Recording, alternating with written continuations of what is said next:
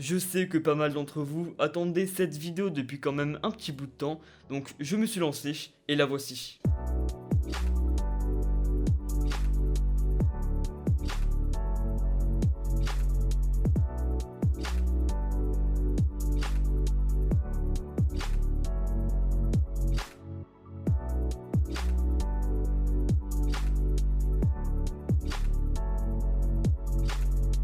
Eh bien bonjour à toutes et à tous, aujourd'hui les gars on se retrouve pour une toute nouvelle vidéo dans laquelle on va parler de mon PC que je possède actuellement depuis bientôt un an. Alors si je vous fais cette vidéo, ce n'est pas pour uniquement vous dire que je possède tel et tel composant, mais non, bien au contraire, c'est pour également vous dire donc ce que j'en pense après un an d'utilisation, mon ressenti, sur quel truc je peux vous conseiller, des benchmarks, etc. Dans cette vidéo, j'essaierai vraiment de répondre à un maximum de questions concernant mon PC, mais si vous avez une autre question auquel je n'ai pas pu répondre en fait pendant la vidéo, n'hésitez vraiment pas à me la poser en commentaire, je me ferai un grand plaisir d'y répondre. Juste éviter les questions du style à combien de FPS il tourne sur tel ou tel jeu, j'essaierai vraiment de mettre des benchmarks à un moment de la vidéo, mais voilà, je peux pas faire des benchmarks sur tous les jeux, donc après ce sera à vous d'aller chercher par vous-même sur YouTube. Je vous invite à venir nous rejoindre sur mes réseaux sociaux, donc Instagram, Twitter et Discord.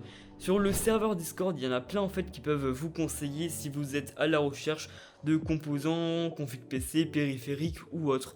Donc vraiment, n'hésitez pas à nous rejoindre. En premier, on va parler des composants que je possède dans le PC, car en soi, voilà, ça reste un peu l'essentiel à connaître avant d'aborder la suite de la vidéo. Le processeur niveau rapport performance-prix, je pense qu'on ne peut pas faire mieux, car j'ai pris le Ryzen 5 3600 de chez AMD. Un excellent processeur 6 cœurs 12 Threads, qui en gaming est le principal concurrent du fameux i5 9600K, mais qui en plus d'avoir d'excellents résultats en gaming, est également un processeur parfait pour du montage vidéo et streaming. Pour refroidir mon processeur, j'ai le Hyper 212 RGB de chez Cooler Master. Alors au départ, j'avais le Ventirad de base qui était fourni avec le processeur qui faisait assez bien le taf. Mais au bout de quelques mois, j'ai eu envie de changer et de passer vers quelque chose de bien plus performant. La carte mère, c'est la Asus TUF B450 Plus Gaming. J'ai pris la version avec la Mash BIOS pour les Ryzen de 3ème génération. En RAM, je me suis pas trop cassé la tête, j'ai pris deux barrettes de 8Go, ce qui me fait un total de 16Go qui sont cadencés à 3200 MHz. Et sinon, j'ai pris des Corsair Vengeance RGB Pro qui je trouve donnent un très beau rendu dans mon PC. J'ai pensé plusieurs fois à passer sur du 32Go, mais pour le moment 16 me convient plutôt bien, donc je pense pour le moment rester sur 16Go. On passe maintenant à la carte graphique qui est la GTX 1660 Ti Gaming X de chez MSI, qui me suffit amplement pour l'utilisation que j'en fais. Car du gaming j'en fais, mais ce n'est pas mon activité principale, et c'est donc pour cela que je me suis pas tourné vers une RTX ou une carte graphique plus performante. En termes de stockage, j'ai 480Go en SSD SATA de chez Crucial qui me suffit amplement pour mettre mon Windows et mes applications.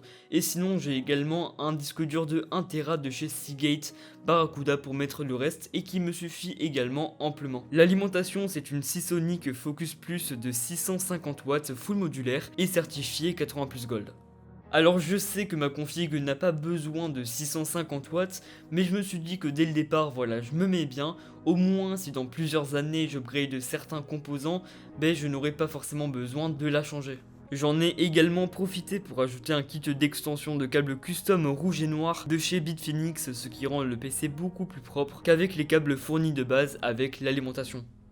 Par contre, je vous avoue que je regrette un petit peu d'avoir pris du rouge et du noir car je pense qu'avec du blanc à la place, le rendu aurait été encore mieux. En tant que boîtier, j'ai pris le Corsair Spec Delta RGB qui je pense est un des seuls choix que je regrette un peu dans ma config.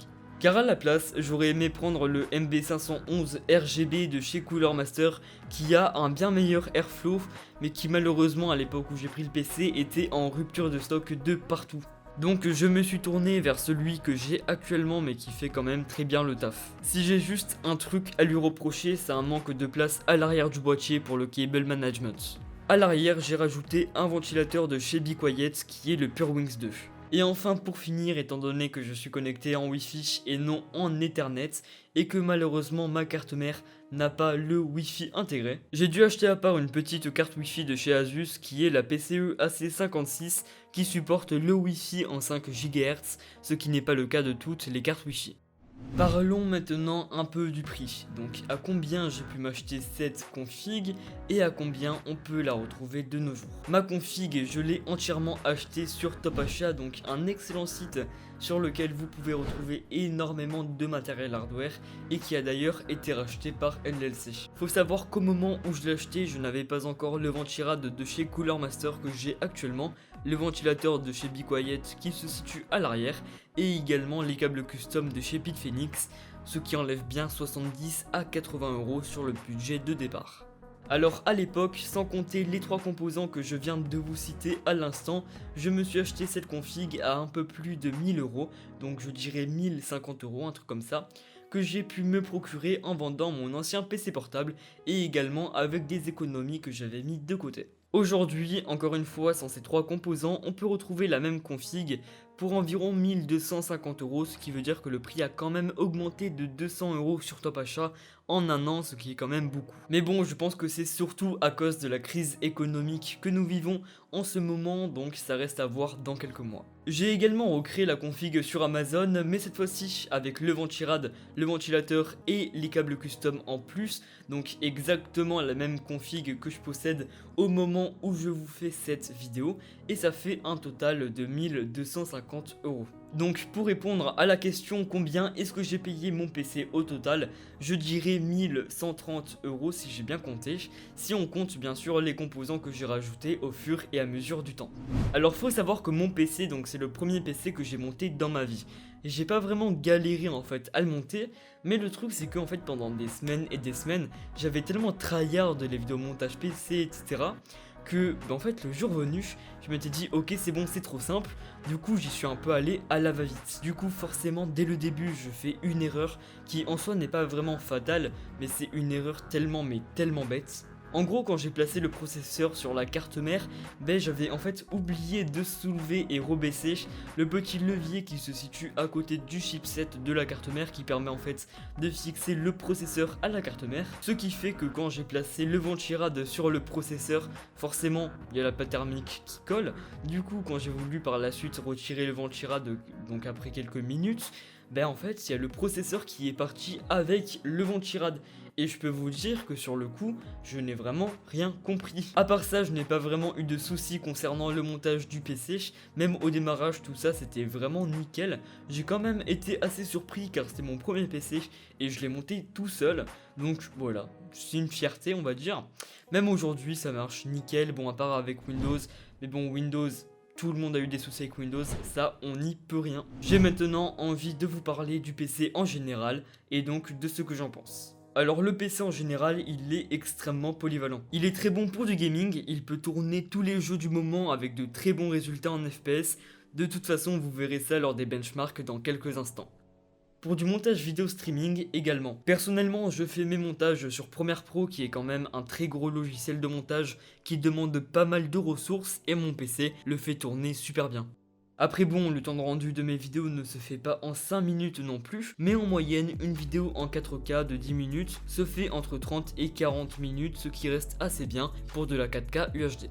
Franchement, j'ai vraiment été surpris au niveau du bruit du PC, car je le trouve vraiment ultra silencieux, même en pleine partie de jeux vidéo. Quand je mets le casque sur la tête, je n'entends plus aucun bruit, même quand je ne mets aucune musique ni rien. Et ensuite, quand je le retire, bon là oui, j'entends quand même les ventilateurs tourner, mais je trouve que c'est quand même un bruit assez reposant, donc en soi voilà, ça ne me gêne pas du tout. Par contre, quand je fais le rendu de mes vidéos, là forcément, le processeur est réquisitionné au maximum de ses performances, ce qui veut dire qu'il va chauffer beaucoup plus et donc les ventilateurs vont se mettre à tourner plus vite, donc on les entend forcément plus. Il y a quand même pas mal d'abonnés qui m'ont posé comme question si à l'avenir je comptais passer sur un water cooling. Alors non, en tout cas pas pour le moment, car pour moi mon ventirad qu'il y a dans mon PC, il me suffit amplement. Voilà, donc en tout cas pour le moment, avoir un water cooling dans mon PC, ça ne m'intéresse pas vraiment. Je préfère privilégier pour le moment les ventirades, donc je pense que si à l'avenir je devrais changer le refroidissement de mon CPU, je partirai plutôt vers un bon Be Quiet ou un bon Noctua. Sinon à part ça, je compte pas vraiment upgrade les composants de mon PC pour le moment, étant donné que tout me convient à merveille, je n'ai aucun souci avec, donc je ne vois vraiment pas l'intérêt de partir sur des composants plus haut de gamme. On passe maintenant au benchmark de ma config dans laquelle nous allons voir ses performances. Mais avant tout, qu'est-ce qu'un benchmark ? Dans le domaine de l'hardware, un benchmark c'est le fait donc de prendre un produit, un composant PC ou même une configuration PC entière et à l'aide donc de différents tests, la comparer à une autre voire même à plusieurs afin de voir leurs différences, donc voir laquelle est le plus performante, voir laquelle est le moins performante, etc. Dans cette vidéo malheureusement je ne vais pas comparer ma config à une autre étant donné que je n'ai pas d'autre config en fait avec laquelle je puisse la comparer. C'est donc pour ça que je vais uniquement vous afficher des résultats obtenus en game sur 6 jeux différents. Tous ces tests ont été réalisés en 1080p et avec les graphismes au maximum pour la plupart. De toute façon, je vous montrerai à chaque fois les graphismes que j'ai mis pour chaque jeu. Également, en haut à droite de l'écran, il y aura un tableau qui affichera les résultats obtenus sur le jeu. Nous retrouvons la moyenne des FPS obtenus tout le long du benchmark, les FPS minimum et maximum atteints, le 1% low et le 0,1% low. Pour ceux qui se demandent qu'est-ce que le 1% low et le 0,1% low, ça va tout simplement nous permettre de savoir jusqu'où votre PC a pu descendre dans les pires moments. Tout simplement, le 1% low prend le centième des images les plus basses parmi tout ce qui a été enregistré lors du benchmark, et le 0,1% low c'est exactement la même chose, mais au lieu de prendre les centièmes des images, il va prendre les millièmes de ces images. Et donc voilà, je pense vous avoir tout dit, je vous laisse avec les benchmarks et je vous dis à tout à l'heure.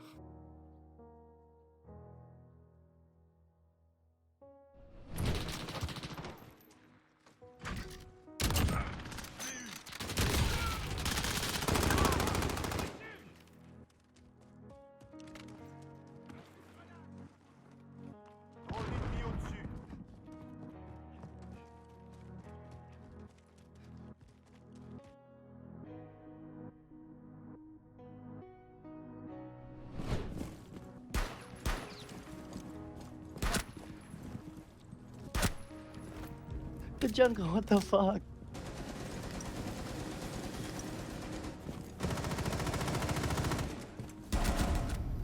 Victoire des Alliés. Ennemi éliminé.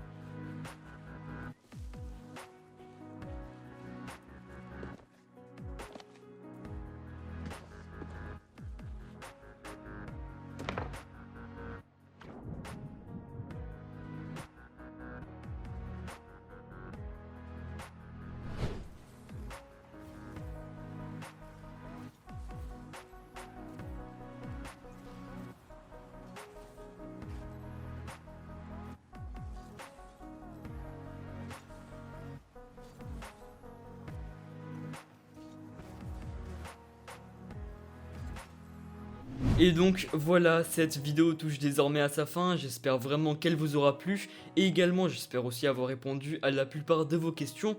Encore une fois, si vous avez donc d'autres questions, n'hésitez vraiment pas à me les poser en commentaire, je me ferai vraiment un plaisir d'y répondre. Sur ce, restez connectés, activez la cloche et moi les gars je vous dis à la prochaine pour une toute nouvelle vidéo. Ciao.